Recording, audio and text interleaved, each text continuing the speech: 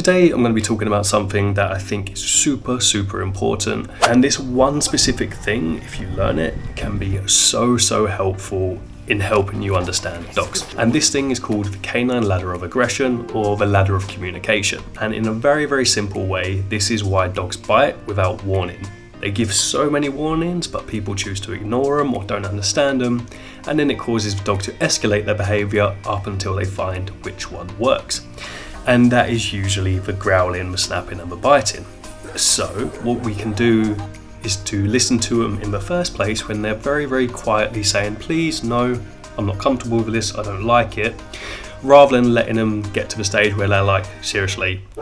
When I'm working with a reactive or aggressive dog, I will always go over the ladder of communication with my clients because it's a very simple way to understand it. At the bottom, you've got the yawning, blinking, and nose licking. This is the very first sign that a dog is stressed. But you do need to understand context when it comes to this sort of thing, which I'll talk about in a minute. Biggest thing I start to notice with dogs is when they decide to disengage, either with another dog or a person. You will notice this as well when someone's petting a dog. There's an interaction and the dog's a little bit stressed. They might turn their head to the side or they might bend their body.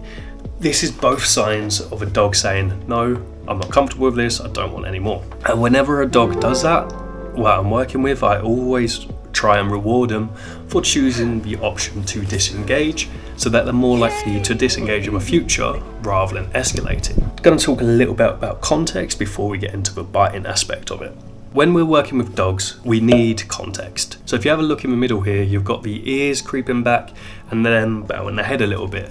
Now, the interesting thing is when you come home, you'll probably notice that your dog ears get pinned back because they're super excited to see you. And that's what I mean about context. It's the same way yawning is a stress signal, but if a puppy's just woken up and they've yawned, they're probably tired. It's not to do with the fact they're stressed, unless they were having a really nice dream, they're like, oh God, I'm back to life. You do need context to understand it, and that is where the confusion can come in. The same way a wagging tail does not mean a happy dog, because a wagging tail can mean a dog is about to bite. Now, I can't remember where I was going with this. I really should script my videos. Cool. The way the ladder works, can't remember if I already said this, is it will start at the bottom. Sometimes dogs will skip a stage, or they'll repeat a stage if they figure out it worked. If you watch a pack of dogs, you will be noting these signals, and usually it stops at snapping. A lot of the time people say a dog tried to bite me, when reality is they just nipped to the side, which is pretty much a warning to say back off or no in a very strict way. The issue we can have with this is when a dog does something, shows a sign saying they're not comfortable with it, the human will either ignore it or punish it, which can cause the dog to escalate that behaviour.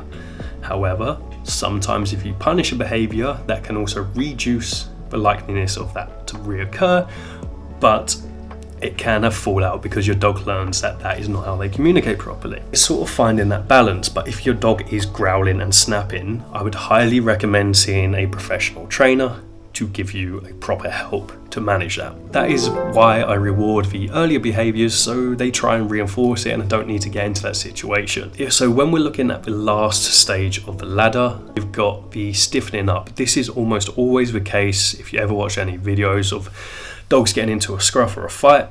There will be a second, maybe not even a second, where they all go tense and they freeze, and then they snap and they go, and it will either be the growling or snapping or possibly biting. There's also a lot more different signs of communication that aren't included in this ladder, such as sneezing.